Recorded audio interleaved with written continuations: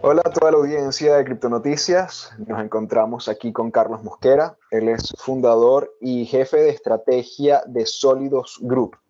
Es un early adopter de Bitcoin, minando desde 2013 en Venezuela y en Polonia y en varios otros sitios. Ya tiene 9 años en el espacio y llegando a tener una de las operaciones más grandes de Latinoamérica y bueno, gran parte del hash rate de la época. Bueno, ¿qué tal, Carlos? ¿Cómo estás? Todo muy bien, gracias. Me alegro. Cuéntanos un poco cómo conociste Bitcoin y qué fue lo que llamó tu atención en aquel entonces. Sí, fíjate, por allá por 2011 yo leía sobre Bitcoin desde un punto de vista más académico, más teórico, porque pues yo formaba parte del Partido Libertario en España, ¿no? Donde estaba viviendo en Madrid en aquella época, y básicamente leía desde un punto de vista político, ¿no? Si se quiere. Jamás me imaginé que Okay. ahí podía haber un negocio o incluso un tema mercantil, ¿no? Y pues así fue que empecé desde un punto de vista político. Obviamente Bitcoin es esa utopía, digamos, es la materialización del sueño libertario, ¿no? Y era un comienzo donde creo que el Bitcoin no valía ni $1 en aquella época y así Imagínate. fue que empecé. Wow. Y te enteraste y lo viste desde ese punto de vista político y de repente, ¿cómo fue ese tránsito para comenzar a minar? ¿En qué año comenzas a minar? Se en una máquina, una primera máquina de Bitcoin, ¿ok? Termina llegando por ahí a finales de 2012, una máquina que me costó 22 Bitcoins, ¿ok? En ese entonces unos mil y pico dólares, los únicos mil y pico dólares que tenía en el bolsillo, por cierto, porque venía a haber quebrado un negocio retail en España. Y pues empiezo a mirar con esa máquina y instantáneamente me refiero a un par de meses, el bombillo se me prendió, obviamente, por ser venezolano. Yo estaba minando a 14 centavos de euro el kilovatio y en Venezuela era cero, ¿no? Mi Claro, familia tenía acceso a una cantidad importante de kilovatios, megavatios, en realidad, que estaban ociosos, y pues era evidente que el reseteo a nivel profesional tenía que venir por tratar de hacer lo que yo estaba haciendo con una máquina, pero a grado industrial al máximo posible. wow. Y así fue que hice. Wow. En ese año el hash rate de Bitcoin pasó de 20 terahashes hasta casi 11 petahashes. Para dar un poco de contexto al lector, en la actualidad estamos a niveles récord de casi 220 exahashes, creo que ya superamos los 220 exahashes. O sea, una locura. ¿Recuerdas cuánto hash rate llegaste a acumular en ese momento? Eh, Tengo que hacer la sumatoria, pero llegamos a tener entre todas las minas simultáneamente en las que estábamos invertidos, en las que teníamos inversores nuestros, tenían lo que se llamaba en esa época un colocation agreement, ¿no? Y minas propietarias llegamos a tener en algún momento 30 y pico mil máquinas, ¿ok? Para que entiendas, una máquina minaba un terahash por kilovatio, ¿ok? Y esas máquinas, por cierto, venían de uno de los primeros chips de Bitfury que lanzaron al mercado como a nivel como mayorista de chips. ¿Okay? Ellos no te vendían la máquina la tenías que fabricar tú. En esas minas teníamos Spondulis, la de los israelíes, ¿no? Que hoy en día Sí, ya no existe esa ya no marca. existe. Creo, en mi opinión, fueron las mejores máquinas que existieron. Teníamos S4 también, pero la gran mayoría eran unas que se llaman V6, que fueron creadas por nosotros, ¿no? Yo cuando me meto en ¿Creadas por esto, ustedes? sí, cuando me meto en esto a nivel industrial, lo primero que había que hacer era buscar a alguien que tuviese un know-how muchísimo mayor al nuestro, ¿no? A pesar de que en nuestro grupo de inversores había gente considerado gurús tecnológicos, si se quiere, entre comillas, ¿ok? De la región iberoamericana, que habían montado data centers a una escala industrial también, obviamente no nada relacionado a cripto, pero yo me puse a buscar en el mercado quién podía ser un socio potencial. Y me encuentro con Dave Carlson, ¿okay? Muy conocido en algún momento en la industria. Él fue el que monta la primera mina de más de $1 millón, ¿okay? Donde se invirtió más de $1 millón para un solo sitio. Nosotros fuimos socios ahí, ¿okay? Y básicamente a partir de esa inversión salió una sociedad, él fue nuestro socio, entonces él fabricaba las máquinas, ¿okay? Con piezas digamos, de distintas, los fans, los coolers, las tarjetas, entonces buscaba las tarjetas y ponían ¿Y los eran chips ASICs en ese momento? eran ASICs ya. La B6, que así la llamamos, después te puedo compartir una foto, eran hechas internamente, in-house.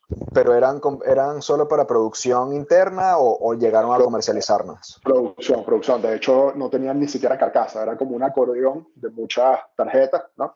Atrás todo lo que venía siendo las conexiones a la fuente de poder y al cooler, y así las ponías en crudo en los racks, ¿no? Que ni siquiera eran racks, eran anaqueles de ferretería, literalmente. Muy curioso eso, porque realmente se habla de que uno de los límites para un ataque a la red o para acceder o tomar hash rate es la dificultad para producir los chips, que es un mercado bastante pequeño y como Sí, con pocos competidores. Entonces, que correcto. en esa época se pudieran producir así para producción interna. Como, No eran tantas las exigencias técnicas tampoco en ese momento, o si eran altas. correcto. No, eran altas. Obviamente esta persona venía de Microsoft, de la parte justamente de producción en masa y de diseño de chips también Ya, claro. de lo que es ¿cómo se llama?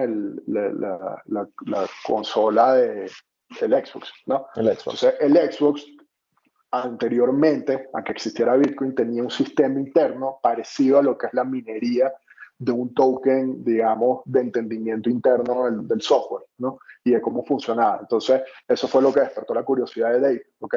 Y ahí nos encontramos en el camino, ¿no? Entonces, Ya. él dice, yo entiendo por dónde va esto, también alma libertaria, todo lo demás, vivía en Seattle, a 3 horas de Seattle está Wenatchee, que es uno de los pueblos en Estados Unidos de donde fueron pioneros en la minería, ¿ok? Y ahí fue que empezamos. Entonces, como él venía de la industria, ¿ok? Era fácil hacerse de unas cantidades importantes de piezas necesarias para esto, pero las necesidades técnicas seguían siendo altas, ¿ok? Pero no, por supuesto no como las de hoy en día. Entonces, creo que esas son en toda historia exitosa como es Bitcoin hoy en día, 13, 14 años después, siempre hay una cuota de suerte, ¿no? En Claro. ese momento nadie quiso hacer un 51% attack cuando las barreras de entrada eran más bajas todavía, ¿no? Entonces, para Y responderte, eso que había pools, llegó a haber un pool en 2015 más o menos que sí, tuvo sí, un 60% del poder de la red. sí, el Ligius, creo que era que se llamaba uno de esos. Nosotros llegamos a tener un pool propio, ¿ok? Por la cantidad que minábamos, pero, coño, tener un pool es un negocio completamente distinto. O sea, tener las dos, nosotros no teníamos ese edge necesario. Y pues por eso nos dedicamos a la parte de la minería. En ese momento estábamos minando, no me, sí, era por un megavatio, había 1000 terahash en promedio, ¿ok? Por supuesto había una merma, nosotros teníamos como un 23% de eficiencia, que era bastante alto en ese momento en la minería. De hecho, en las minas, contraintuitivamente, en las minas de Venezuela a veces teníamos mejor eficiencia que las que teníamos en Washington State o en Polonia.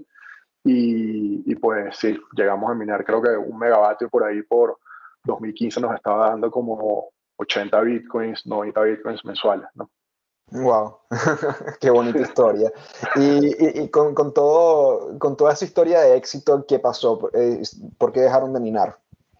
Mira, por dos razones. Una, las operaciones en Venezuela ha existido mucha incautación de minas, ¿ok? Sí, Por es supuesto, como la historia de de la manera minería en ilegal. Venezuela. Sí, Exacto. Nosotros fuimos los primeros, los más grandes, a los que les quitaron unas cantidades de minas importantes, pero por mucho tiempo anteriormente, antes de que se volviera usual la incautación de minas, ¿ok? Eh, Eso ¿en fue qué lo año fue primero. eso? Esto fue finales de 2015. Entonces en ese momento nosotros dijimos, mira, esto es a nivel de societario, no tiene ningún sentido, o sea, no hay ningún rédito económico que pueda superar el riesgo que uno vive aquí, ¿no? Muchos de los socios estaban en Venezuela todavía.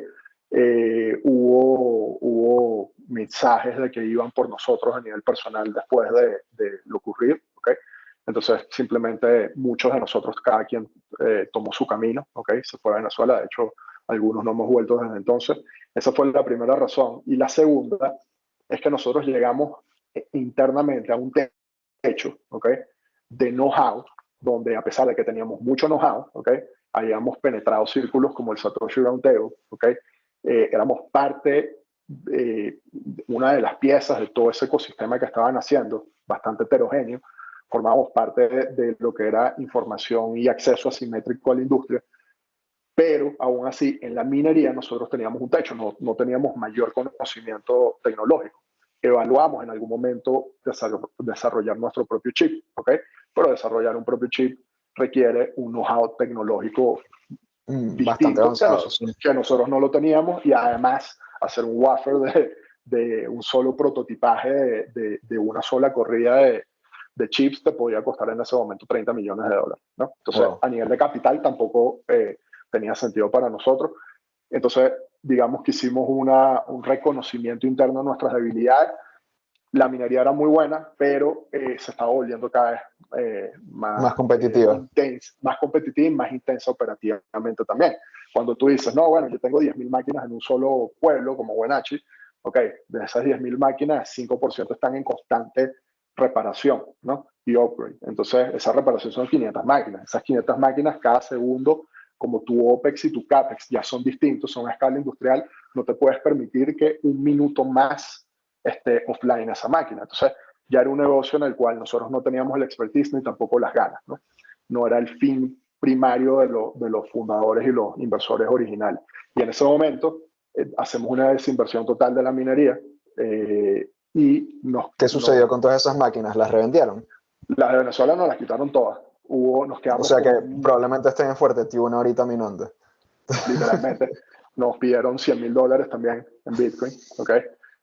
Además, nos quedamos con unas muy pocas máquinas, muy pocas. La mayoría se la regalamos a varios de los operadores que teníamos en las minas, ¿ok? De hecho, algunos de ellos me escribieron años después diciéndome que gracias a esas máquinas que nosotros les dimos, que hicieron unas cantidades de dinero que a lo mejor nos hubiese costado muchísimo tiempo en una sola vía, ¿no? Hicimos eso y algunas otras las vendimos. A partir de ese entonces empezamos a vender en mercado secundario todas esas máquinas. Por supuesto, muchas de las máquinas que estaban en el estado de Washington terminaron en Venezuela, porque acuérdate que las máquinas que ya, digamos, transitan su primera vía económica en un país donde a lo mejor el costo por kilovatio está por los 3, 4 centavos de dólar, tienen una segunda vía en Venezuela donde siguen siendo cero, Claro. ¿no? Con todo el riesgo político, pero tienen una segunda oportunidad, ¿no? Todavía hay S9 minando allá en Venezuela perfectamente y siendo rentables. Correcto. Y ahí nos deshicimos de todo, ¿no? Todo lo que pudimos. Vendimos desde transformadores en mercado secundario hasta vendimos en Estados Unidos. Hay un buen mercado secundario de piezas de data center, todo lo que son ¿cómo se llama?, las fuentes de poder, los protectores, todo eso se vendió, cables, pero, o sea, unas cantidades industriales, todo eso se vendió. Y ya viajando un poco, bueno, ya estamos en el 2015, pero viajando al 2016, momento en que se crea Solidus o el primer fondo y comienzan a trabajar con 3 family offices centroamericanas. Sí. ¿Cómo se dio ese cambio de negocio? ¿Fueron las oficinas familiares las que mostraron interés en Bitcoin? ¿Cuál fue el atractivo que vieron en Bitcoin en aquel entonces? O sea, porque es el año del segundo halving, o sea, es previo al bull run del 2017. Todavía no estaba esa exuberancia bueno, todo el mundo meterse en Bitcoin, sino está un poco más calmado, por debajo de $1,000. Sí. Un buen momento. Correcto. Todo nuestro círculo de inversores habían venido siendo siempre high net worth, ¿okay? Altos patrimonios. Todo el que tiene más de $1 millón en adelante es el concepto, digamos, contable de lo que es un individuo de alto patrimonio. Algunos tienen 100, otros tienen miles, otros tienen un par de millones, ¿no? Entonces, pues el acercamiento a esta familia fue bastante fácil. En ese momento, Solidus tenía 2 grupos, ¿ok? Uno que era completamente individual, donde yo tenía este acercamiento con estas familias, y después Solidus, que estaba tratando de hacer otras cosas a nivel de ICOs, etcétera, que es lo que hoy en día es Solidus, ¿no? Entonces, yo a nivel individual con estas tres familias, se acercan, hay un acercamiento mutuo. Obviamente yo ya tenía pensado cuando estaba haciendo la desinversión en minería, estaban buscando montar fondos, ¿ok? Que no existían básicamente. En aquel entonces creo que habían 2 o 3 fondos, que ni siquiera ellos mismos sabían muy bien lo que estaban haciendo. Las estrategias eran long only. No todos los activos existían en esa época todavía. No existía la liquidez, no existían ni siquiera los venues de liquidez que existen hoy para poder hacer rebalanceos como era apropiado. Y ni siquiera se había probado que las estrategias del mundo tradicional funcionaban para este activo o podían funcionar eventualmente. Entonces aquí era básicamente un ofrecimiento de acceso a que estas familias tuviesen posición en el activo. Yo siempre, o nuestro grupo siempre ha pensado que el perfil indicado a nivel de negocio, a nosotros, desde nuestra perspectiva, como voy a montar un negocio y voy a monetizar lo que sé y a lo que tengo acceso en este ecosistema, siempre he tenido que estar enfocado en los altos patrimonios. ¿Por qué? Porque el alto patrimonio tiene capacidad de compra de activos financieros, ¿no? Y esa capacidad le da una aversión al riesgo mucho menor, ¿ok? O es menos, digamos, proclive a medir el riesgo distintamente de otro perfil. Entonces, ellos en ese momento, estas familias en particular, que son centroamericanas, habían vivido todo el tumulto político de los 80 y los 90 y los 70 también de esa zona, ¿okay? Son familias, la típica familia salvadoreña, que tienen inversiones en Nicaragua, pero tienen un pie también en Costa Rica, y así sucesivamente, ¿no? En Honduras, entonces ellos ya habían vivido guerras civiles, ¿okay? Dictaduras de izquierda, etc. Y estas familias históricamente venían acumulando oro, ¿okay? Como parte de su estrategia macro a nivel familiar. Y además los patriarcas de estas familias se movían, digamos, al unísono en casi todas las estrategias de inversiones que hacían. Son las típicas familias latinoamericanas, grandes patrimonios, pero muy poca estructura interna de family office. ¿Okay? Un patriarca toma la decisión y tienen pues a varios caciques por debajo que son los ejecutores muchas veces de esas estrategias, ¿no? Entonces ellos tenían la preocupación de qué pasaba si se repetía ese caos político de los 70 a los 80 en esa zona, pero esta vez cada familia, digamos, tenían posiciones de 70, 80 millones de dólares en Bitcoin, en oro, perdón, históricamente, y estaban buscando otras maneras de preservar valor. Ellos estaban, no todo el patrimonio lo tenían en oro, ¿ok? Pero ese oro, la posición era unas 70, 80 millones. Esa posición estaba en derivados, ¿ok? Pero también tenían físico en sus países. ¿Okay? Y que representa un riesgo al final para moverlo. Si hay una situación de caos político, ¿cómo sacas ese oro de ahí? Correcto. Habían acumulado tanto que sacarlo era no solo engorroso a nivel logístico, sino incluso a nivel de eficiencia de costo. A veces no era ni siquiera posible, ¿no? Entonces se estaban planteando cómo hago, ahora que estoy en plena transición generacional de la fortuna o de la herencia familiar. Se lo estoy pasando a estos caciques que se van a convertir en los nuevos patriarcas, y además el mundo está cambiando. ¿Okay?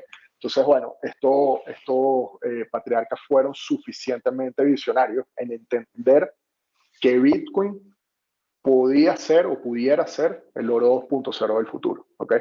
Entonces, la estrategia... Estamos hablando de 2016. Ya enero, febrero de 2016. ¿Okay? Entonces, se hace un deployment de 8 millones de dólares. ¿Okay? Cada familia pone 2, nosotros pusimos 2 también, como general partners. La estrategia era bastante sencilla, era long only, era acumulación. En ese momento no habíamos vivido nosotros de una manera ya, digamos, activa un primer rally, aunque el de 2013, pero éramos muy nuevos en ese momento. Además que los venues de liquidez eran, o sea, los volúmenes eran básicamente inexistentes. Bueno, fue la época en la que tocó los 1000 por primera vez, en el 2013. Correcto. Entonces, en ese momento, básicamente, lo que nosotros estábamos haciendo como asset managers era realmente enablers de brindar acceso a estos patrimonios. Comprar $100,000 era una tarea titánica, ¿no? Te puedes imaginar comprar 8 millones de dólares, ¿no? Tanto a nivel de compliance, a nivel de estructura, te acercabas a los reguladores en British Virgin Islands, en Caimán, no tenían ni idea, abogados, no existían abogados especializados en la industria, porque la industria se estaba construyendo, pero no hay expertos. Incluso hoy en día yo siempre digo, no, que ustedes son expertos, que los otros no somos expertos, todo esto se está construyendo apenas, ¿no? Entonces, No, hay tantas áreas de las cuales ser experto también, o sea, puedes ser experto en el nicho del nicho. Correcto, correcto. Entonces esos nichos estaban naciendo en ese momento, liquidez, custodia no existía, hacíamos self-custody, después hicimos custodia en Sapo y así sucesivamente, ¿no? Entonces, bueno, fast forward viene el bull market, ¿ok? Estas familias habían entrado con un horizonte de salida de 15 años, ¿ok? Claro, Wow. ellos hicieron una inversión asimétrica de 60, 70 millones, que cada uno tenía en oro, invertido 2 millones, ¿no? Sí. Una inversión asimétrica que la podían aguantar bastante en el tiempo. Es Yo como recomiendo, para un pleb meter beer money, dinero de cerveza ahí, bueno. literalmente. Si sale bien o sale mal, da igual, ¿no? Exactamente. Literalmente así es que lo miden, ¿no? Entonces, básicamente durante todo ese tiempo ellos empiezan a entender, a educarse más con nosotros del activo, ¿no? A nivel cualitativo y cuantitativo, lo empiezan a entender. Ya la industria se empieza a desarrollar un poco, ese irrational exuberance del mercado, cuando Bitcoin marca por primera vez $20,000, hace que nazcan todos estos negocios ya de una manera más institucional, si se quiere, ¿no? Cuando nosotros tradeábamos por primera vez con Circle, ¿no? Circle eran 2 personas, fundadores, con 2 laptops, literalmente, ¿no? Con unas cuentas en un banco que se atrevió a darles cuenta. Pero 3 años después, 2 años y medio después, ya era una institución, ya habían 60 personas, ya era distinto, ¿no? Entonces, yo recomiendo vender una parte del fondo y estas familias me dicen, mira, nosotros estamos aquí no por un gain económico, ¿okay? Que obviamente estamos hablando, el promedio de ese fondo eran 800 y pico dólares, el average book price en el que se compró Bitcoin, ¿no? Y estaba en 20,000, ¿no? Cuando estaba por los 15,000, obviamente tenían unas 16, 17X arriba, ¿no? Sí, O sea, wow. 30 y pico millones, ya habían otros activos, ¿ok? Diversificados en ese fondo, o sea, que era más la apreciación. Y ellos me dicen, nosotros no estamos aquí por eso, nosotros estamos viendo, comprobando si esto es el oro 2.0, a nivel logístico, si esto de verdad, la familia va a hacer una desinversión de oro y lo va a traspasar por acá, ¿no? En mayo de 2018, habiéndome dado cuenta de eso, yo hago un full redemption de ese fondo, ¿ok? Justamente porque pensé que las familias ya habían entendido el activo, ¿ok? Y en un acto de buena fe, además para yo tener más tiempo y dedicarme al otro Solidus, con el cual ya tenía otros socios, cofundadores, ¿ok? En lo que es Solidus hoy en día, que tenía otras ramas, yo entrego ese fondo, le construyo vehículos ya con abogados en Nueva York que están especializados en este tema, con custodios apropiados, una política de manejo de riesgos y de governance para estas familias, ¿okay? En el largo plazo de esos activos. Ese gesto obviamente desencadenó una referencia orgánica de este tipo de clientes, ¿no? A nosotros, y empezamos a tener demanda, ¿okay? De distintos tipos de servicios para este tipo de perfiles.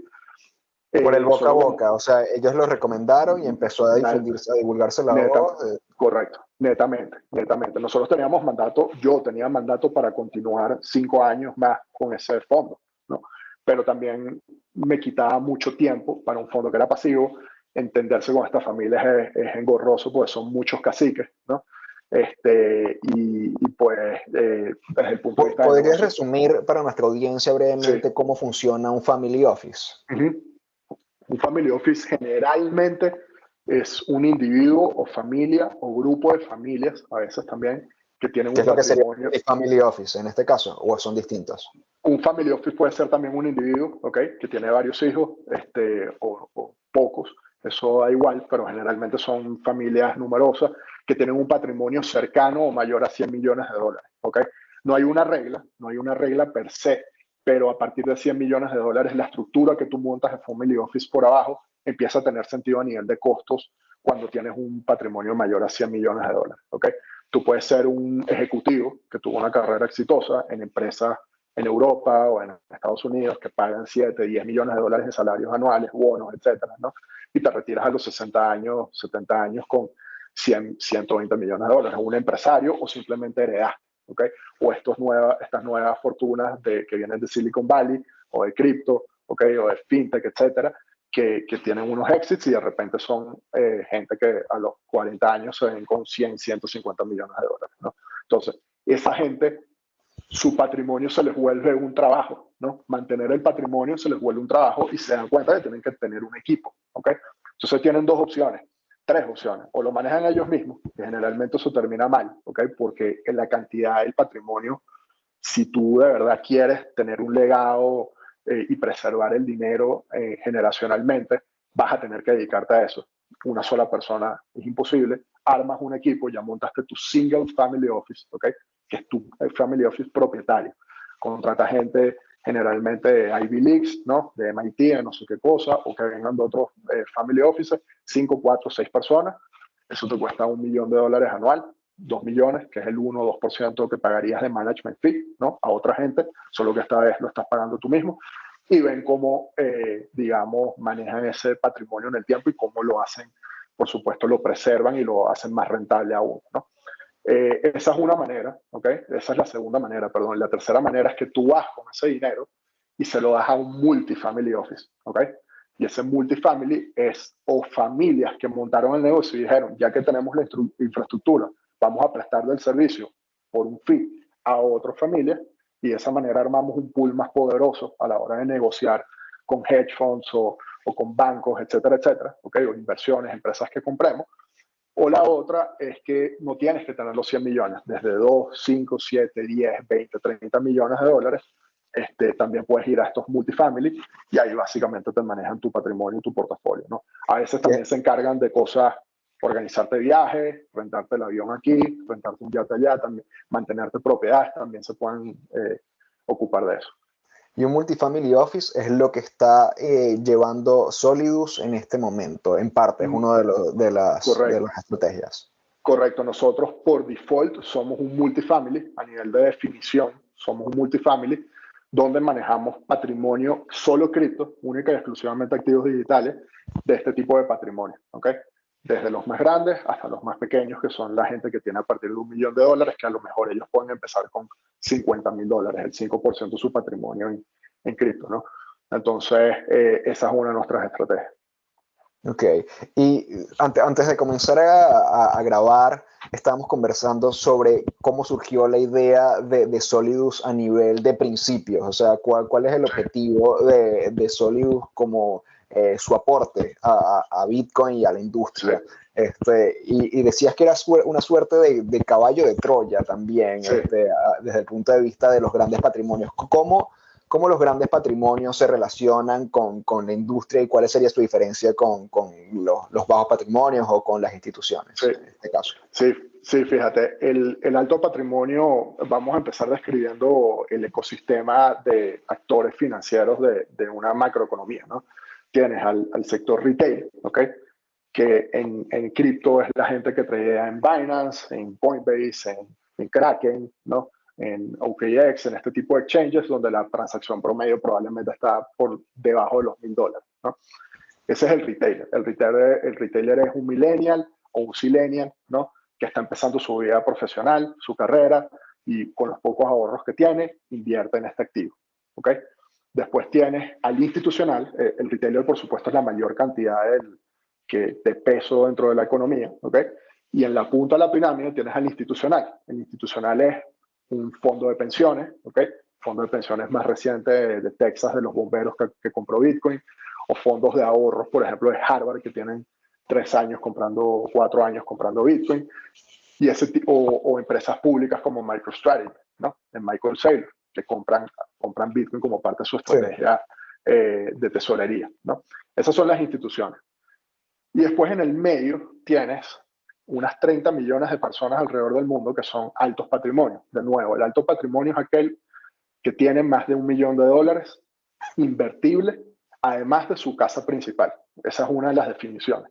La otra definición es un poco más técnica y más difusa, que es aquel que gana más de $250,000 anuales en los últimos 3 años, creo que es, ¿no? Entonces, uno pensaría, ¿no? El que tiene $1 millón es un rico, sí, pero es que hay gente que tiene 50, 80, 100 millones, claro. $1 billón, ¿no? Y ahí hay subnichos, ¿ok? Existe el high net worth, que generalmente es de 1 millón a 20 millones, después a partir de los 20 millones se considera ultra high net worth, ¿ok? Y a partir de los 100 millones siguen siendo ultra high por definición, pero ya te organizas en un family, ¿ok? Que es lo que estábamos hablando. Y más grande de eso ya son conglomerados del grupo Salinas y así sucesivamente, ¿no? Entonces, ¿qué pasa? Ese nicho del medio, el que está arriba está hiper regulado, si es que lo dejan exponerse al activo, directa o indirectamente, ¿ok?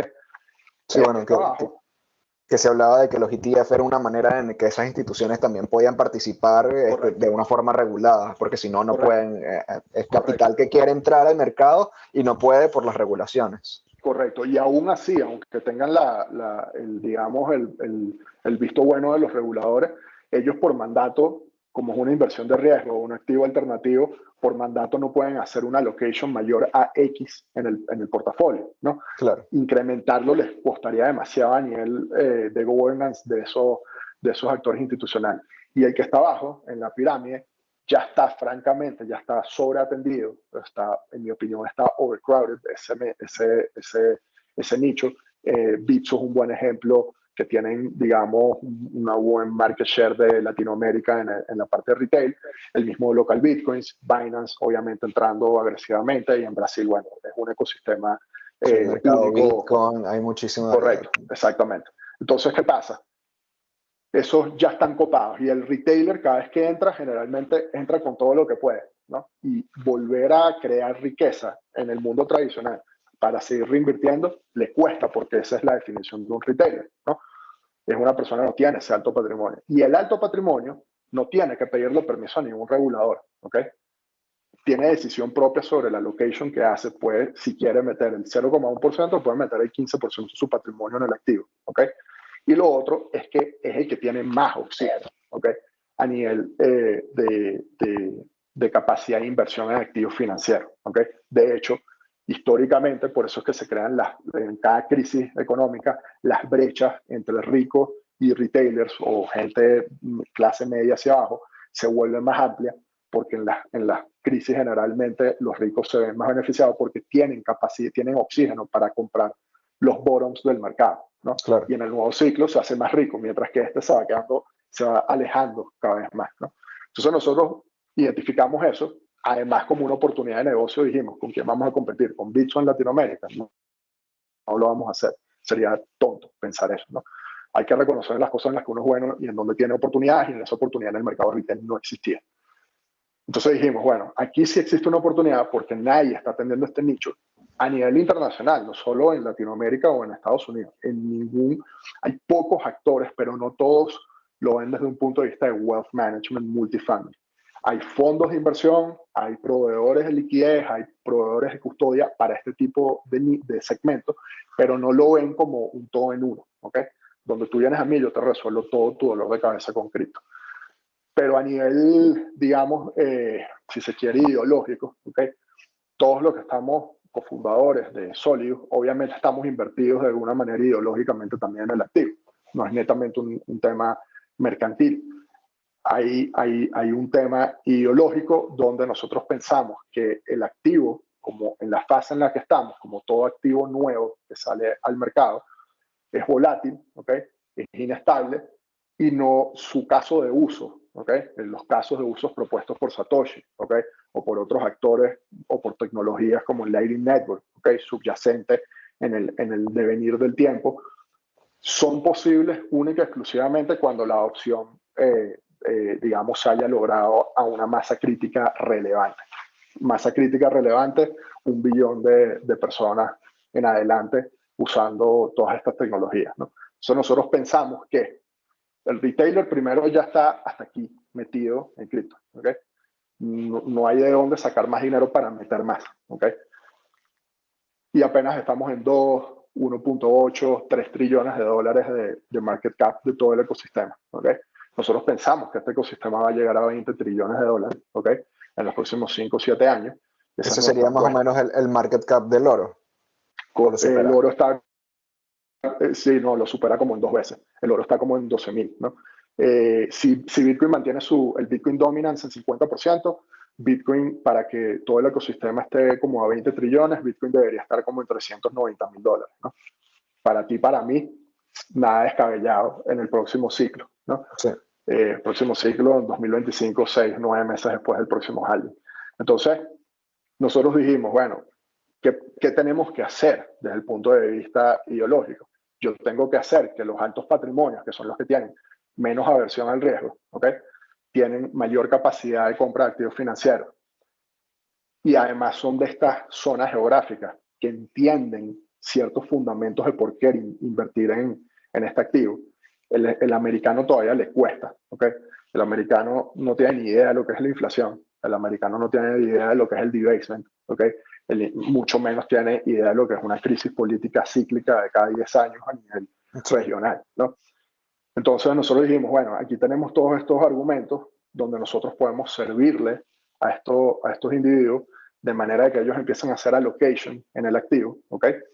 Y claro, cada vez que un alto patrimonio hace una allocation en el activo de 1% de su patrimonio, eso equivale a miles de retailers, ¿no? Entonces, cada vez que entra más patrimonio en el activo, el activo por definición, como todos los demás activos, cada vez que salen al mercado, se empiezan a volver más sólidos y más estables en el tiempo, ¿ok? Y la estabilidad, ¿ok? Te crea más institucionalización, y la institucionalización también crea, evidentemente, más inversión de institucionales, de los que están en la punta de la pirámide, y eso a su vez crea mayor rational exuberance y mejores servicios para el que está en la base de la pirámide, que es el que en realidad se va a beneficiar de la disrupción tecnológica más allá de la financiera que trae la tecnología y el activo per se, ¿okay? Porque aquí recordemos que no solo es un activo donde puedes generar una riqueza en el tiempo, sino que es que los que están en la base de la pirámide se pueden beneficiar a nivel de usabilidad de esa tecnología, ¿no? Con respecto al status quo actual que existe en el mundo financiero tradicional. Entonces nosotros lo vemos como un caballo de Troya. Cada dólar que sale un alto patrimonio y entra en este activo, en nuestra data, en nuestro caso, ese dólar no vuelve atrás, generalmente. Porque esta persona no le tiene miedo a los bottoms ni a los ciclos del mercado. Esta persona al revés, y reinvierte conforme va entendiendo cada vez más el activo, ¿no? Lo hemos visto. Gente que empezó con el 1% de su patrimonio, hoy en día pueden estar por el 15, 20, 25%. Pero inversores extremadamente sofisticados, ¿ok? En todo sentido. Entonces, esto es lo que te dice que es un caballo de Troya donde empiezas por un activo alternativo y terminas, digamos, se te terminan abriendo los ojos y terminas viendo que es que el mundo ya es distinto. Yo estoy invirtiendo en el futuro, ¿ok? Y aquí no hay vuelta atrás, ¿no? Hay un punto de no retorno. Y a nivel político me llama la atención, o sea, porque al final los políticos también viven de capital y necesitan financistas para sus campañas y todo esto, y entre más gente adinerada tiene piel en el juego de Bitcoin, también va a tratar de promover, de hacer lobby por políticas más favorables en esa línea. ¿Has visto algo de esto en tu experiencia? No solo eso, no solo eso. Nosotros formamos parte de dos organizaciones, una se llama Chamber of Digital Commerce y la otra se llama ADAM, ¿okay? Asociación de Prestadores de Servicios Digitales.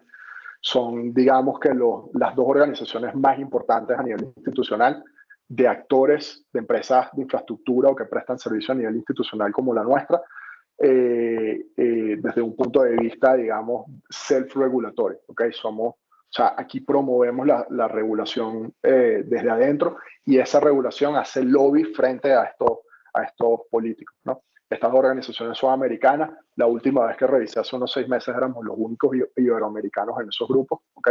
Pero aquí está desde Galaxy, Pantera, you name it, ¿no? Sí. Coinbase, etc. Entonces, estas dos organizaciones hacen eso, ¿ok? Y los shareholders de estas empresas son este tipo de perfiles de los cuales estamos hablando. O sea, que eso sucede ahorita, literalmente. Pero un dato muchísimo más positivo y más curioso es que los políticos de nueva generación, ¿okay? Políticos que están entre los 40 y 55 años de edad, por supuesto, no me voy a ver a los millennials políticos, sí, porque obviamente esos ya vienen con el chip reseteado ya directamente a cripto, pro cripto. Lo que están viendo es que ellos están empezando a entender que sí existe un mundo en el cual cripto va a ser el ecosistema dominante en cuanto a finanzas internacionales o globales, ¿ok? Incluso si eso significa una menor cuota de poder para ellos, ¿no? Porque el político al final, eh, su poder gravita en torno a la dominancia, en torno a los bancos centrales y a las Sí. monedas fiat, ¿no? Sí, porque al Entonces, final esa es la manera en la que controlan el tiempo de la población, ¿no? O sea, correcto, puedes reducir el espectro de tiempo. Bueno, lo vemos en Venezuela. Cuando vives una correcto, hiperinflación, tu tiempo se acorta y vives para el día, y cuando tienes dinero que preservas generacionalmente, tienes una perspectiva temporal generacional. correcto, correcto. Entonces, claro, cuando tú tienes a Powell el 20 o el 14 de marzo decir que tiene una bazooka infinita de impresión, ¿no? Eso nosotros lo hemos oído en Latinoamérica y en Venezuela Sí. cientos de veces en los últimos 20 años, ¿no? Y incluso antes de esos 20 años también así, ¿no? Por Hace eso poco vi llegamos un a eso. artículo, un paréntesis, hace poco vi un artículo que decía, un artículo de opinión que decía que sobre la inflación en Estados Unidos. Tenemos un arma muy poderosa y tenemos que usarla, el control de precios. Y fue que esta historia Imagínate, ya pues. me la sé. Sí, sí, sí. Entonces, los inversores sofisticados, que son los que financian a estos políticos, ellos saben que eso es así, ¿no? Y ellos saben que estamos entrando en una zona de peligro, ¿ok? Donde ese red flag para ti y para mí, cuando vimos eso, también representa para estos inversores que son los que están detrás de estos políticos y los obligan eventualmente, ¿no? Lo otro, para mí, mucho más importante es que las nuevas generaciones de políticos están aceptando que existe un futuro con cripto y que es ineludible, inevitable, totalmente, y que incluso si eso supone tener una menor cuota de poder. Así de sencillo, ¿no? Entonces, igual que cuando tenías una cuota de poder sobre la prensa y los medios tradicionales, y esos medios tradicionales, ¿cómo se llama? Cambiaron y evolucionaron totalmente en algo distinto, un poco más diversificado, más, no descentralizado, pero sí diversificado como los medios digitales, ¿no? Sí. Donde una noticia aquí es ubicua básicamente en la otra parte del planeta de manera instantánea. Los políticos también aprendieron a vivir con esa realidad y yo creo que esta nueva, digamos, manada o cantera de políticos entiende que el mundo es así. Esto es una parte básicamente de evolución inexorable de la evolución de la penúltima fase de la cuarta revolución industrial, ¿no? Ahora que mencionas lo de las cuotas de poder con, digamos, redes sociales, para resumirlo, que fueron concedidas de los medios de comunicación tradicionales, en los que la comunicación era unidireccional y llevabas tu mensaje y podías hacer tu propaganda sin ningún problema, y no había como el debate de ideas que puede haber en las redes sociales. Hubo una sesión de poder ahí, digamos, pero al mismo tiempo hubo una ganancia de poder en todas estas herramientas de Big Data y de seguimiento de la información, y también puedes, bueno, como hemos visto, manipular el pensamiento de las personas introduciendo mensajes, metiéndoles cierto tipo de anuncios, como que hay otras herramientas del poder que no actúan directamente sobre el cuerpo, digamos, sino sobre la mente, que es que logran con esto. Ahora, estos políticos, siempre se habla de que los políticos no van a dejar fácilmente su cuota de poder con el dinero y todo esto de controlar el fiat. Eh, Viéndolo de esta perspectiva, o sea, en relación, haciendo la analogía con lo de las redes sociales, ¿observas alguna cuota de poder oculta que puedan estar ganando no sé, regular al menos las externalidades de la red, dígase exchanges, dígase, bueno, ahorita que quieren intentar relativamente regular a los monederos de autocustodia, todo esto? ¿Ves alguna estrategia de dominio que no sea tan evidente y que sea como que, bueno, sí, apoyamos Bitcoin y somos pro Bitcoin y todo eso, pero realmente no tanto? Yo creo que, o sea, inherentemente un político va a defender su cuota de poder, siempre, explícita o implícitamente, ¿no? De hecho, también creo, la palabra, sobre todo donde venimos tú y yo, está bastante trillada, pero esto es una revolución y no todas las revoluciones la transición, la fase de transición no es totalmente, digamos, limpia, ¿no? Sí. Siempre va a haber una confrontación. Yo creo personalmente que eventualmente va a haber una confrontación, ¿no? Lo dice alguien que está 100% invertido en esto y que incluso esa posibilidad no hace que se invierta el activo, ¿no? Sin embargo, cuando tú ves a la humanidad, ¿ok? Y haces un recuento de la historia, te paseas por faraones, emperadores, reyes, ¿no? Caudillos, señores feudales, vienen las primeras muestras de gobiernos un poco más, no democráticos, pero donde hay ciertos consensos, ¿no? Pues tienes las democracias tradicionales de hoy en día y así sucesivamente. Cuando ves el político, el intermediario social, por decirlo así, perdió poder desde que era un faraón hasta hoy en día que de repente un sistema presidencialista con autobalanceo del poder, ¿no? Con supuestas los contrapesos en el gobierno, supuestamente, ¿no? Entonces, han perdido poder, pero cuando lo cruzas con la curva de la innovación tecnológica de la humanidad, ¿okay? Desde herramientas básicas, edad de bronce, etcétera, etcétera, rueda, todo lo demás, ¿no? La imprenta, la ilustración, hasta ahorita, todo tipo de innovación son inversamente correlativas, ¿no? Entonces, yo creo que los políticos eventualmente, un núcleo de políticos, sobre todo estas generaciones que están en salida, ¿okay? Que están saliendo, los políticos sobre los 55, 60, 70 años de edad, estos dinosaurios, ¿okay? se están enfrentando a esta realidad. Los que vienen abajo la entienden un poco mejor y entienden que la confrontación directa no va a traer nada bueno para ninguno de los dos lados y que por el contrario puede haber un beneficio eventualmente mejor para la sociedad, ¿okay? O mayor, mejor dicho, pero sin embargo va a haber algún tipo de confrontación, pero los políticos, en mi opinión, por definición, son altamente ineficientes, ¿no? Son gente que ni siquiera puede gobernar sus propias vidas personales, mucho menos la de los países, y ahí está el ejemplo. Cualquiera de los 204 países que existen los podemos analizar y vamos a encontrar el mismo patrón, ¿no?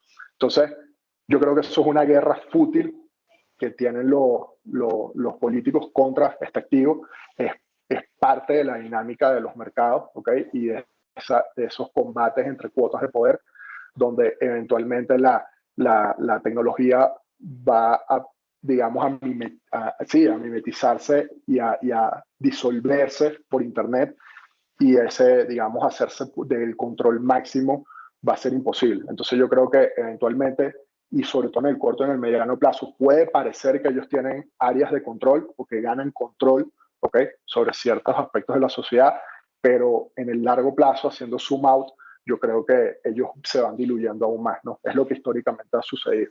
¿Y cuál es la ganancia? ¿Cuál es la ganancia que ves a nivel individual con Bitcoin? ¿Qué es lo que gana el individuo con Bitcoin? Desde tu perspectiva.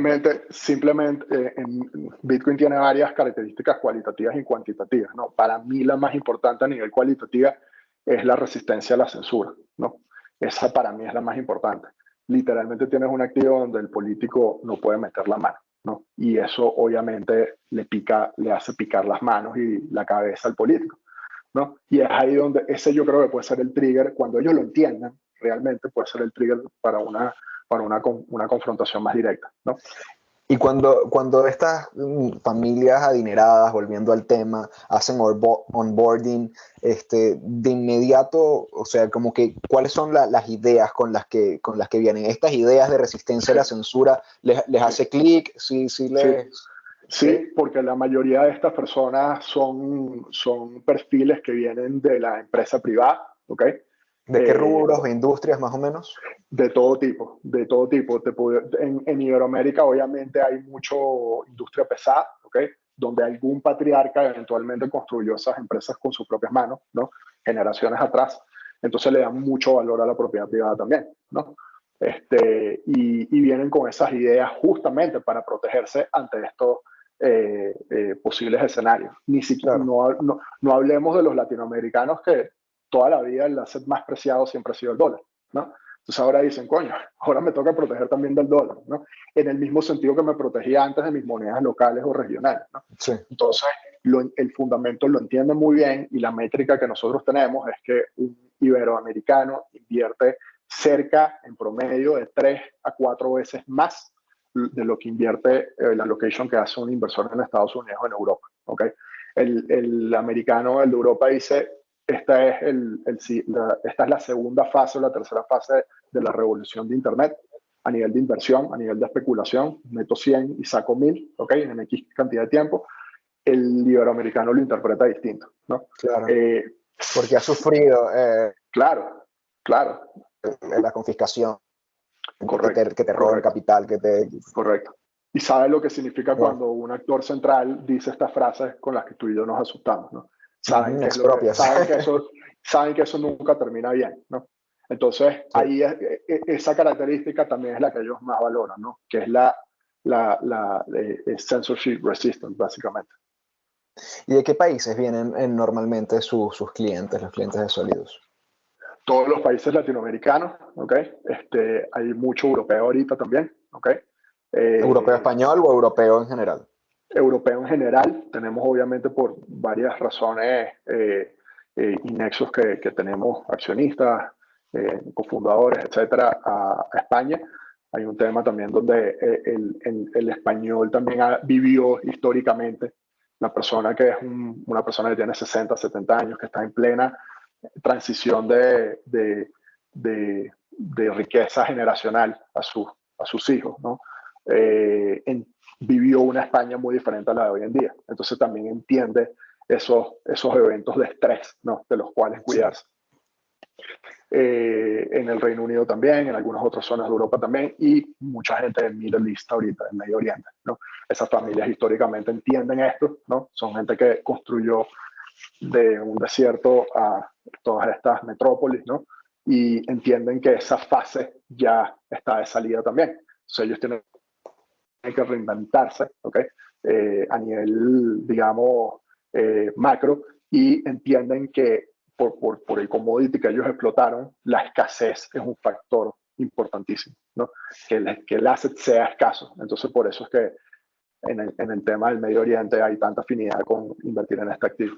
Y en ese sentido de la escasez, ¿te parece que perciben a Bitcoin como reserva de valor, como refugio contra la inflación? ¿Qué narrativas está manejando? ¿Quizás como una nueva clase de activo o llegan a considerarlo como dinero? O sea, en algún punto como... No, ninguno te diría que, con toda seguridad, ninguno lo considera como dinero, ¿ok?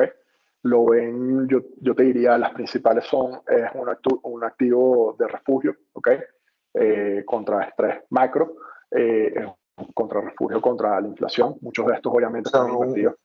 más un refugio contra el gobierno que contra la inflación como tal. La Sí, inflación siendo una manifestación del gobierno. sí, correcto. Es el chip que están poniendo sobre la mesa de las posibilidades, ¿ok? En la mesa de ese casino virtual de posibilidades financieras en el futuro.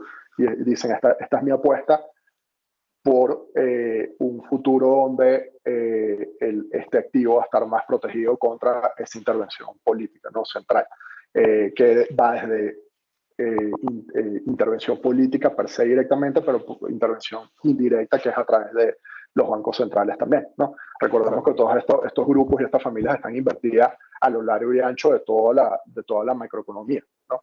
Pero toda la macro está pegged al dólar de alguna u otra manera. Entonces tú puedes estar invertido en ciertos commodities, pero dependen del dólar de alguna u otra manera también, ¿no? Que es la tesis de Michael Saylor, ¿no? A la conclusión a la cual él llega, yo me tengo que ir al único activo que no esté, o mejor dicho, el activo que esté menos pegged al dólar, ¿no? Entonces, la otra razón que estamos viendo muchísimo hoy en día es que están entendiendo a nivel fundamental y teórico que todos los assets del mundo eventualmente van a ser tokenizados, porque es simplemente una mejor tecnología, ¿no? que la que actualmente existe para hacer clearing, settlement de los assets que corren alrededor del mundo financiero, ¿no? Y esto es quitando ya el tema de Bitcoin, ETH, etc., a nivel tecnológico per se. Entonces, claro, por ejemplo, real estate son 300 trillones de dólares, creo, ¿no? El día que tú tokenices eventualmente todos los assets de real estate en un token o en tokens, ¿no? Y exista la mega o la hiperliquidez, ¿no? Tú vas a tener que haber construido empresas de infraestructura donde hagan clearing, ¿ok? donde se haga el aporte de liquidez, donde haya market making, donde haya servicios de custodia, etcétera, etcétera, ¿no? Entonces, muchos de estos inversores están entendiendo que invertir en un Kraken, invertir en un Gemini, invertir en este tipo de empresas de infraestructura básica del ecosistema de activos digitales, no es invertir en un startup que es cool, ¿ok? Cripto, que vende y compra Bitcoin y tiene un buen ratio de cash flow proyectado hacia el futuro. Esa es la versión infantil, ¿ok? La versión adulta, que muchos están empezando a comprender, es que al invertir en un Kraken, tú probablemente estás invirtiendo en un Euroclear, o un Clearstream, o un Pershing del futuro, ¿ok? Que son las casas de clearing donde se transan la mayoría de los activos financieros del mundo, ¿no? El día que todo esté tokenizado, ¿quién va a inventar el mejor clearing de sistema de clearing de activos financieros tokenizados? ¿Quién lo va a hacer? Merrill Lynch, JP Morgan, obviamente no, ¿no? Entonces, ¿quiénes van a ser los que ya tengan 15, 20 años en eso? Ajá, pero ahorita voy, ¿ok? Sí, no. Bueno, ya entró, bueno, ya Kraken está regulado como un banco, entonces los exchanges también están transitando a convertirse como en los bancos del siglo XXI, ¿no? Es una nueva reinvención de eso. Y va más allá de eso, va más allá, o sea, si todos los que estamos en cripto creemos que de alguna manera activos digitales van a ser el sector dominante de influencia de todo el sistema financiero del futuro, de cara a 15, 20, 30 años. Por ende, las empresas que son incumbentes, Kraken, ¿no? Coinbase, Fireblocks, etcétera, etcétera, BitGo, ¿no? Son incumbentes de este sistema de activos digitales, por transitiva van a ser los incumbentes de ese futuro también, ¿no? Entonces, estos grupos y estas familias están invirtiendo activamente y muy agresivamente en adquirir acciones de estas empresas, aunque no hayan salido a bolsa, ¿no? Eso es parte de lo que Solidus hace, ¿okay? En mercado secundario, en mercado primario, tratamos de posicionar a nuestros clientes en el accionariado de todas estas empresas. Y ya hemos hablado bastante de los pros y de por qué invierten, pero no llegan con dudas a estas familias adineradas que hay de la narrativa de que Bitcoin es dinero para narcotraficantes o o de que la minería está hirviendo los océanos y aumenta. Sí. Eso forma parte del discurso o las dudas que presentan los clientes. Sin duda es parte de las preguntas. Sí te puedo decir que no es el pain point para ellos decidir si invierten o no. Simplemente es educación en el activo lo que buscan en una primera fase. Esa educación es muy heterogénea, cada quien tiene su curva de aprendizaje distinta a la del otro grupo u otro individuo. Hemos tenido desde los banqueros más sofisticados que les toman 5 años entender el activo y tomar una decisión de inversión, como a la persona que le toma un día, ¿no? Entonces, sí es parte de las dudas, pero sin duda alguna que no representa el meollo de dónde está el decision making para invertir en esto. El decision making viene más, ni siquiera por un tema especulativo, invierto 1 y voy a sacar 10. Viene por, ok, ya estoy entendiendo lo que significa esta disrupción, ok, y evidentemente me tengo que alejar del status quo, ¿no? Si es que esta disrupción ya es inevitable. Cuando ellos entienden que es inevitable, es ahí donde es lo que los mueve a hacer la inversión, ¿no? Como te decía, muchos de estos son inmunes a las subidas y a las bajadas del mercado. Incluso cuando están 20, 30, 40x arriba, dicen, ¿sabes qué? Voy a comprar más. Es más, como dato anecdótico, te puedo contar que estas familias que te comento, ellos hoy en día han drenado como un 70% de sus posiciones originales de oro a Bitcoin, por ellos mismos. Wow. ¿Okay? Por ellos mismos, de manera natural, orgánico totalmente. Entonces, esto es lo que te da a entender de ese caballo de Troya del cual te hablaba y el entendimiento en el activo, ¿no? O sea, y estaríamos hablando de qué porcentaje más o menos de su portafolio suelen invertir. Bueno, en su momento empezaron con, proporcionalmente, cada familia de estas eran familias de 400, 500 millones de dólares, tenían 70 millones en oro, les invirtieron 2 de oro, 2 millones, o sea que eso te da, ¿qué? Como un 0,25%, 0,30% de su patrimonio. Hoy en día pueden tener fácilmente un 25-30%. O sea, que dirías que la inversión o el porcentaje en el portafolio es directamente proporcional a la cantidad de entendimiento que tienes Literalmente, literalmente. Eso es como cuando te encuentras gente en la industria que tiene 10 años digamos, en círculos cerrados te dicen que tienen 100% en el activo, ¿no? Y es gente que te dicen, es que cuando a mí me preguntan sobre cuáles son los riesgos del activo, yo tengo una obligación fiduciaria, tengo obligaciones legales y te explico los riesgos del activo. Pero yo que entiendo el activo bien, de verdad, porque tengo 10 años transitándolo, para mí el activo no tiene ningún riesgo. Los otros activos son los que tienen el riesgo, por eso es que no estoy en los otros activos. El riesgo es no tener la inversión, no tener la posición. Exactamente, de hecho está la conclusión de Michael Saylor, ¿no? Por eso es que el tema de la educación va de la mano, ¿no? Entonces cuando tú vas a un prestador de servicio institucional que pueda atender a este tipo de clientes, te encuentras a un BitGo, te encuentras a un Genesis, te encuentras a Nidic, etcétera, pero son americanos. El que te atiende es un americano, segundo es un junior, no son los dueños del circo, ¿ok?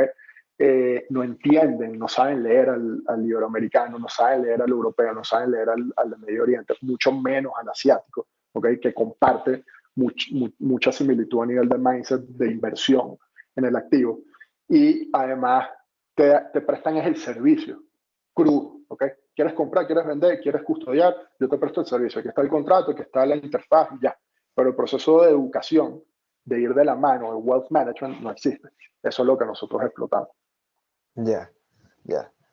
Entonces, estas personas entran con un horizonte de inversión, o sea, no tienen, tienen estrategia de salida, piensan en una estrategia de salida o realmente es como que, bueno, aquí estoy para siempre.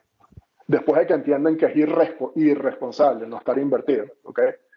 Toman una decisión después de un proceso educativo, digamos, un crash course en el activo, donde toman la primera decisión de con cuánto van a empezar la inversión. ¿Okay? Puede ser desde 0,1 hasta 2% de un solo golpe. Hoy en día estamos viendo más 2-3%. ¿Okay?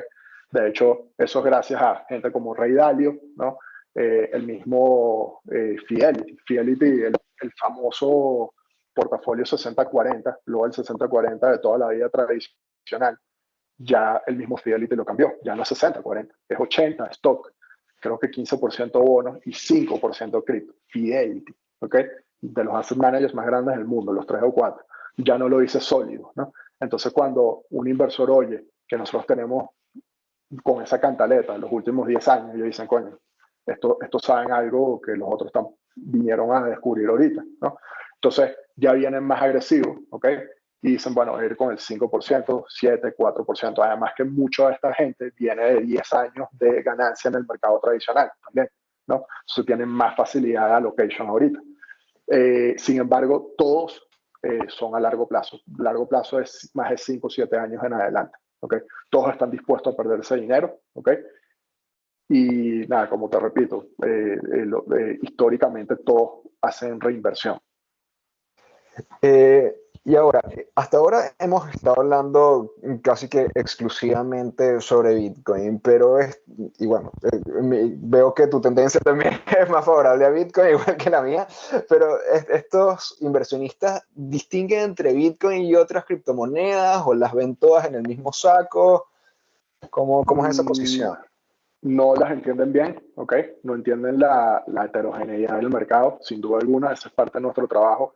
De hecho, nuestro nicho nosotros lo definimos como wealth management y tenemos esa, digamos, responsabilidad fiduciaria de yo te tengo que llevar a lo mejor, a lo más sano, a lo más, responsablemente más lógico, ¿ok?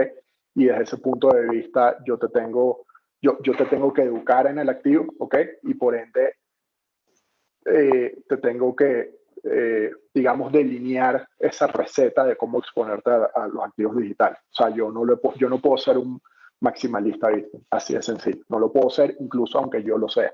¿Okay? En mi negocio, en mi modelo de monetizar lo que yo sé sobre la industria, no lo puedo ser. Entonces, en ese proceso nosotros los educamos, ¿ok? Y tenemos de hecho portafolios que son diversificados, ¿no? El cliente ya en un trabajo igual cuando vas a Pictet, Safra, Julius Baer, Credit Suisse, cualquiera de los bancos privados del mundo, un multifamily en Brickell Avenue, y te presentan varias opciones según tu perfil. Nosotros te presentamos varias opciones. Esas opciones tienen portafolios desde Bitcoin y Ethereum, ¿ok? O el de Bitcoin solo. Después empiezas a tener más diversificación y tienes Polkadot, Filecoin y algunas otras, y así empiezas y después bajas a Sushi, Aave y todas las demás, ¿no? Entonces, todo depende del nivel de riesgo dentro de cripto. Wow, qué interesante. Riesgo, okay. Me imagino a alguien metiendo $100 millones en Pancake o cosas así. Bueno, me llama la atención. Hay gente que está altamente invertida en este tipo de tokens. Por supuesto, sin entender mucho, también hay que acotar que nosotros tenemos dos tipos de cuenta privada. La cuenta discrecional, que es donde nosotros decidimos cómo se distribuye ese portafolio, ¿okay? Cuándo se rebalancea, etcétera. Y después está la cuenta no discrecional. En la no discrecional yo te brindo custodia de terceros, ¿okay? Certificados en Estados Unidos, multicustodia de servicios de liquidez, servicios de lending, reportería, NAV calculation, todo lo que este tipo de perfiles necesita, ¿okay? Pero en esa cuenta no discrecional, el cliente sí puede hacer lo que quiera con el portafolio, ¿no? Si quiere comprar Doge, compra Doge. Si quiere comprar Shiba, compra Shiba, ¿no? Entonces, ahí yo nada más soy un enabler, soy un broker, ¿ok? Te brindo la infraestructura básica, pero sí, los clientes pasa a menudo, ¿ok? Que un cliente dice, mira, yo quiero algo, un nivel de riesgo alto, ¿ok? Mi fin es binario, todo o nada, ¿ok? En el largo plazo, pero quiero algo arriesgado. Entonces uno le dice, mira, tengo este portafolio que tiene tanto de sushi, tanto de ave, tanto de pancake, ¿no? 1%, 0,5%, 2%, ¿no? Ahí también existe la tesis de asimetría, obviamente, ¿no? Entonces, la pregunta clásica de este tipo de perfiles es, bueno, pero tú me estás diciendo que vamos a poner $270,000 en un proyecto que se llama Sushi, ¿no? Y se comentó la liquidez del mercado de paso. Exacto. Además, entonces, o que los fundadores son en el análisis de inversión, ¿no? Los fundadores son anónimos, ¿no? Tienen un seudónimo. Entonces, obviamente a nivel, digamos, cultural, si se quiere, o generacional, hay un gap, ¿ok? Importante, sí, pero un choque. Correcto. Entonces nosotros lo que hacemos en ese caso también es que nos vamos a expertos en la industria, ¿ok? Identificamos quiénes son los mejores asset managers en cada subnicho, por ejemplo, de DeFi, ¿ok? O los mejores quant, o los mejores trend followers, o los mejores en private equity, y hacemos allocations en esos fondos, ¿ok? Con, digamos, pools o pockets de nuestros clientes, ¿no? No pretendemos nosotros ser los mejores asset managers, sería absurdo, no lo somos, pero sí somos wealth managers, que es un negocio completamente distinto, ¿no? Pero sí existe ese choque cuando empiezan a entender qué es lo que es cripto, desde todo punto de vista. Hay un choque cuando empiezan a ver, bueno, pero ¿quién es el que está detrás de este proyecto? ¿No? Y ven a los ponis y los wakeboarders, y gente con el pelo verde, ¿no? Bueno. Y ahora, en esta industria, por ejemplo, bueno, pensemos ya que mencionabas sushi y pancake, que hay toda esta tendencia a la autocustodia y a la descentralización. Me llama la atención cuál es la posición de estos capitales, de estas personas respecto a la custodia de fondos. Siempre prefieren un tercero de confianza, les llama la atención instalar sus propios nodos y tener un monedero multifirma con su, no sé, con los otros patriarcas, como dices tú. ¿Cómo ha sido eso? De todo un poco, hoy en día de todo un poco, ¿ok? En aquel momento, no, hace 7 años no les quedaba otra que confiar en un asset manager, ¿ok? De la manera arcaica, que estoy seguro que tú también tienes algo de la manera más arcaica, que es un paper wallet, o tienes tú unas palabras escritas y las tienes separadas y guardadas quién sabe dónde, ¿no? Esa era una manera, bodas en Nueva York, ¿ok? Clásico, con los abogados o los administradores de por medio, era en aquel momento. Nosotros, como te digo, como tenemos una responsabilidad de wealth manager, de wealth management y de educación y fiduciaria incluso, yo tengo que ser totalmente transparente con el cliente. Y la transparencia a nivel teórica es que lo mejor es el self-custody, ¿no? Es lo que hago yo, ¿no? Es lo que haces tú probablemente y es lo que hacen los hardcore bitcoiners o gente de cripto, ¿no? Sin embargo, cuando tú estás hablando con una familia va a meter 30 millones de dólares, ¿no? Hay muchos patriarcas. De repente nosotros pensamos, bueno, 30 millones son 30 millones, sí, pero es que la familia vale 3.000, es el 1%, ¿no? Claro. Entonces, ellos además tienen, son unas estructuras a nivel financiero. Además, tenemos clientes que son empresas, ¿ok? Empresas literalmente que como MicroStrategy tienen su tesorería cripto, ¿ok? Entonces, a nivel regulatorio interno, a nivel de governance o a nivel incluso regulatorio externo, ¿ok? Hay un par que los regulan entes externos. Necesitas un tipo de reportería, ¿ok? O te pueden incluso exigir que la custodia no sea self-custody. Aunque eso rompa con la idea básica de cuando inviertes en cripto, es que son tuyos y por ende tienes que hacer self-custody. Exacto, porque estamos hablando de que estas familias, por lo menos varias de las hispanoamericanas, que querían tener este activo precisamente para autocustodiarlo. Si se lo tengo que entregar a un banco, estoy en las mismas que con el oro. Correcto. Y la otra que sucede es que ellos dicen, bueno, empiezo con $1 millón, 5 o 6 años después tengo 30, ¿ok? Y ya no es lo mismo, ya la responsabilidad no se siente igual, ¿no? Incluso cuando ya están totalmente educados en el activo y saben que no hacer self-custody va en contra de la tesis inicial, lo terminan haciendo. Entonces, hoy en día existe... Terminan yendo a un custodio, dices. De hecho, lo piden. Sobre todo en los patrimonios, acuérdate que es desde $1 millón en adelante el alto patrimonio, pero es que el promedio de un alto patrimonio, al menos en Iberoamérica, que hay 2 millones de high net worth, es de 4 o 5 millones de dólares, ¿ok? Esa persona tiene 4 o 5 millones de patrimonio. Cuando te vas al siguiente tier, ultra high, es de 80 millones el promedio, ¿ok? De esos son como unos 30.000, 40.000 personas que hay en Iberoamérica. Y después te vas a los family, que hay como unos 2.000 o 3.000, y después están los billionaires, que no sé ahorita cuántos hay, 30, 25 en Iberoamérica, ¿no? Entonces, ellos, hay un momento, el high net worth, ¿ok? Que probablemente es un ejecutivo, ¿ok? O que heredó cierta cantidad de dinero, o que tiene un negocio pequeño, mediano y le va muy bien y ha hecho ese patrimonio, también pasa otra cosa. Te dicen, mira, y por eso es que Solidus hemos sido exitosos hasta ahora frente a otros actores que son mucho más grandes que nosotros como proveedores de custodia, que solo te dan custodia, o proveedor de liquidez, que solo te da liquidez, que es que no hacen wealth management. Exacto. Ellos dicen que yo quiero a alguien que me está acompañando, alguien que me acompañe al hoyo 19, alguien que se monte en el barco conmigo, alguien que vaya a comer conmigo, ¿no? Como hacen los bancos privados en Miami, en Nueva York, en Suiza, ¿ok? Entonces, el tema es que ellos dicen, ¿sabes qué? Yo quiero aprender del activo, pero tampoco tanto. O sea, yo no quiero estar pendiente de que si tengo un ledger, que si tengo un Trezor, que si tengo las palabras en no sé dónde, no quiero eso. Rebalanceando canales en Lightning. No, mucho menos, ¿no? O muchas veces que clientes de mucha confianza. Pero debe haber algunos que tienen tendencias más técnicas y que les llama la atención, tipo de proyecto de ciencia y tal, y se ponen a jugar. Hay grupos, ya son grupos, o sea, son family offices muy grandes, muy sofisticados, que tienen la infraestructura, tienen el manpower, y te dicen, quiero montar un nodo, ¿no?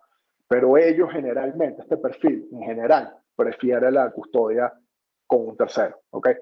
No, por supuesto, en un exchange, sino con un custodia Virgo, custodia Fireblocks, custodia Gemini, son con los que nosotros trabajamos, ¿no? Entonces nosotros tenemos una cuenta master con todos ellos, ¿ok? Y ahí creamos subcuentas a nuestros clientes. Esas cuentas no son nuestras ni las podemos tocar, son de ellos, ¿ok? Solo que estos actores también prefieren actuar a través de distribuidores como nosotros. No quieren al cliente final, porque hay incluso temas de integración que los clientes no son capaces del 99%, ¿no? Pero yo te diría que la tendencia es, quiero que tú me resuelvas esto. Así como tengo a alguien que tiene mis acciones y mis bonos, quiero a alguien que tenga mis criptos. No quiero estar pensando en eso. Ellos te dicen, sobre todo, uno de los factores más importantes aquí es el tema de la herencia. ¿Qué pasa si me ocurre algo? ¿No? Justo te iba a preguntar por eso. Nosotros hemos creado unos productos que se llaman Inheritance, que literalmente resolvemos eso a nivel legal, a nivel, digamos, logístico también. Y ellos nos dicen, mira, si yo me muero, ya es suficiente para mí tener mi familia tenga que ir, que si una casa aquí, que si un apartamento playa acá, que si esta persona se tenga que entender con esto. Bueno, imagínate un portafolio.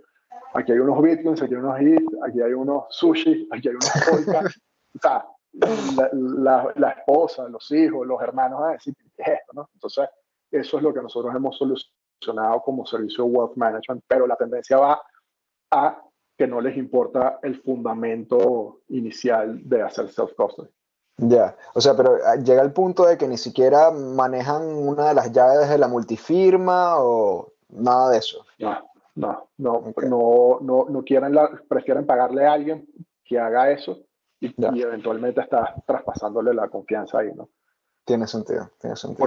Por cierto, nosotros usamos Fireblocks para este tipo de cosas y Fireblocks en su producto tiene una intersección que logra de manera ecuánime, si se puede decir, donde el cliente tiene autonomía sobre su cuenta sin tener toda esta diatriba de complejidad tecnológica, llaves, etcétera, que es lo que no quiere tener, ¿no? Y nosotros a su vez no somos los únicos que no tenemos de hecho acceso a su cuenta. Entonces es un tema multifirma ahí donde Fireblocks ha sido exitosa yo creo que Fireblocks va a ser uno de los exits más importantes o una de las 3, 5 compañías más importantes de todo el ecosistema y la gente no lo ve. Lo que ellos están resolviendo es algo que nadie lo había hecho. Ya. Si pudieras decir un número promedio o estimado de cuántas familias de high net worth individuos o, bueno, de family offices están en la actualidad en Iberoamérica e invertidas en Bitcoin, más o menos, ¿a qué cifra se acercaría menos del 1%. Ese número? Sí, menos del 1%. Ahorita hice una gira, un roadshow en octubre y noviembre por Europa. Familias y grupos europeos, algunos latinoamericanos que están basados allá y mucho Medio Oriente que está basado en Europa también. 0%. Y fue una cantidad importante, fueron más de 60. 0. Todas haciéndose la pregunta, ¿cómo entro? Tengo que entrar ya no les importa si el precio cae, eso es importantísimo. Nosotros que tenemos tiempo en esto, los procesos de onboarding, los procesos de inversión, que son tediosos, ¿no? Hay que constituir vehículos, hay temas impositivos que resolver, etcétera.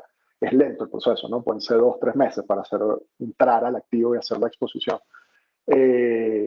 Antes se paraban, ¿ok? Cuando habían caídas, ya no. Pues ya entendieron que estos ciclos son parte del superciclo de 15, 20, 30 años que ellos están queriendo jugar, ¿no? Pero yo te diría, en Iberoamérica menos del 1%, overall menos del 1% sin duda también. Ok, pero llegaría a unas 1000 familias, quizás. No, es que es difícil medirlo por familia per se, porque hay mucho ultra high que vale 200 millones, 70 millones que no están organizados como familia. Pero el número de 2 millones de high net worth, que tienen más de 1 millón en adelante, calcula el 1%. 25.000, 30.000 están invertidos de alguna u otra manera por canales que no son eficientes para ellos. Bitso, por ejemplo, ¿no?